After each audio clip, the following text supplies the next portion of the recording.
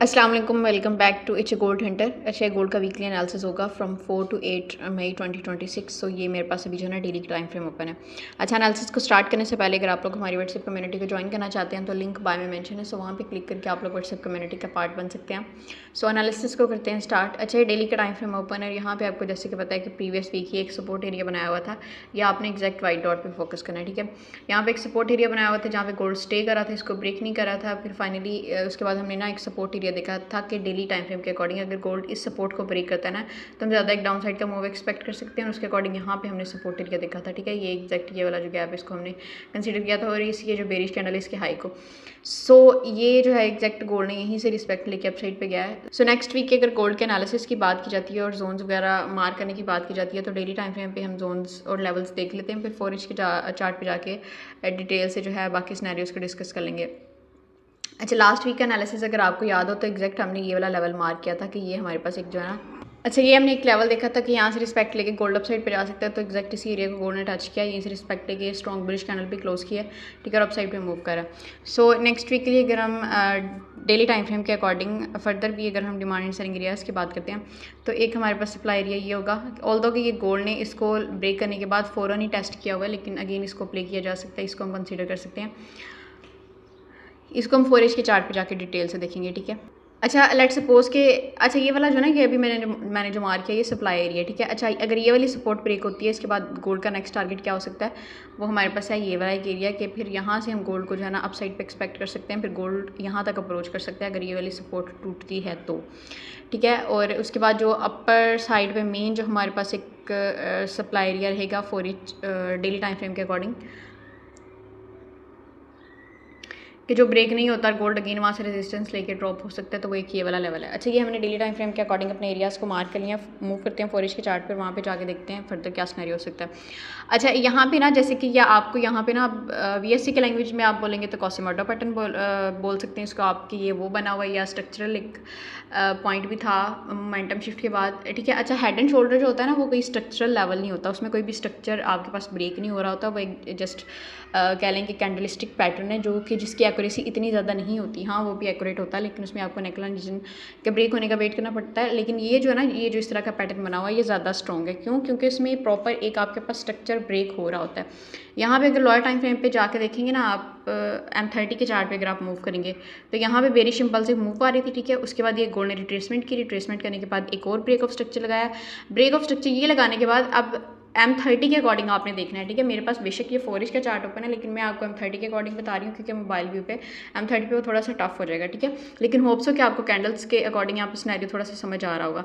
ये lower high point था। ठीक है, ये एग्जैक्ट इसका ब्रेकआउट हुआ, लाइक मोमेंटम शिफ्ट हुआ। मोमेंटम शिफ्ट करने के बाद हमारे पास फर्स्ट जो स्ट्रक्चरल लेवल था जहाँ से बाइंग बनती थी वो एक ये वाला लेवल था।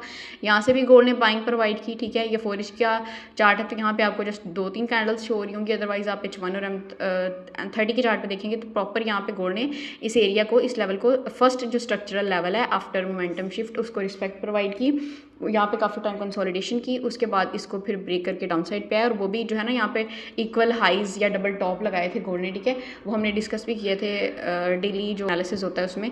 उसका डाउन साइड पे ब्रेकआउट किया और फिर ये जो सेकंड स्ट्रक्चरल लेवल था, ठीक है, ये वाला, इसको रिस्पेक्ट प्रोवाइड की और उसके बाद ये अगेन इसने जो है ना बाई साइड पे मूव किया। सो ये हमारे पास इस तरह, इसको आप कॉसिमोडो पैटर्न भी बोल सकते हैं VSC की लैंग्वेज में, और इसको आप एक स्ट्रक्चरल पॉइंट भी बोल सकते हैं कि यहाँ से जो है जो बाइंग बनती थी। और 4 इंच के अकॉर्डिंग अगर आप इस एरिया को नहीं भी देखते, अगर आप स्ट्रक्चर को इतना डीपली जाके एनालाइज नहीं भी करते, जस्ट सिंपल आप सप्लाई एंड डिमांड के कॉन्सेप्ट पे काम करते हैं, तो ये एक डिमांड का लेवल था। ठीक है, 4 इंच के अकॉर्डिंग। ठीक है, तो इसी को रिस्पेक्ट दी और रिस्पेक्ट करने के बाद अगेन बुलिश। सो एनीवेज यहाँ पे ये काफ़ी ज़्यादा अब डिटेल हो गई है। अच्छा, 4 इंच के अकॉर्डिंग जो है ना अभी तक हमारे लिए एक सप्लाई एरिया रहेगा जो है ये वाला है कि ये अगर गोल्ड इसको ब्रेक करता है अपसाइड पे तो फिर हम गोल्ड को इस लेवल तक एक्सपेक्ट कर सकते हैं। अच्छा, ये जो हमने डेली का जो लेवल मार्क किया ना, ये हम इसको 4 इंच के अकॉर्डिंग ही थोड़ा सा चेंज करेंगे क्योंकि 4 इंच के अकॉर्डिंग यहाँ पे हमारे पास एक अच्छा लेवल है। ये प्रीवियस काफ़ी अच्छी सपोर्ट थी, ये यहाँ पे आपको 2 कैंडल रिट्रेसमेंट भी शो हो रही होगी। सो हम इस एरिया को कंसीडर करेंगे। प्रीवियसली गोल्ड ने इसको एज अ सपोर्ट यूज़ किया था, सो उस तरह ये काफ़ी अच्छा एरिया है। सो ये हमारे पास ये वाला एरिया हो जाएगा। अच्छा, इसको रिफाइन भी करते हैं तो वो हम 1 इंच के चार्ट पे देख लेंगे, मंडे को या भी देख लेते हैं। अदरवाइज़ ओवरऑल हमारे पास लेवल एक यही बनता है, वैल्यू सब ब्लू बार्स में शो हो रही हैं, चेक कर सकते हैं। अच्छा, अभी के लिए जो हमारे पास सप्लाई एरिया वो ये वाला है 4637 टू 4645, और 4 इंच के अकॉर्डिंग जो अभी एक अच्छा लेवल है ना, ये एक अच्छी सपोर्ट है जिसको गोल्ड अगेन अगर आता है तो ये एरिया यहाँ से रिस्पेक्ट टेक अप साइड पे जा सकता है। लेकिन अगर इसको प्रॉपर डाउन साइड पे ब्रेक करेगा तो देन पहले इस एरिया पे एक्सपेक्ट कर सकते हैं हम गोल्ड को, वही जो डेली का लेवल है, और लेकिन उसके बाद फिर जो है ना फाइनली इसको हम 4 इंच के चार्ट पे इतना ही करेंगे, ठीक है। और उसके बाद फाइनली जो है ना 4 इंच का एक लेवल है, यहाँ पर मैं आपको मार्क करके दिखा देती हूँ।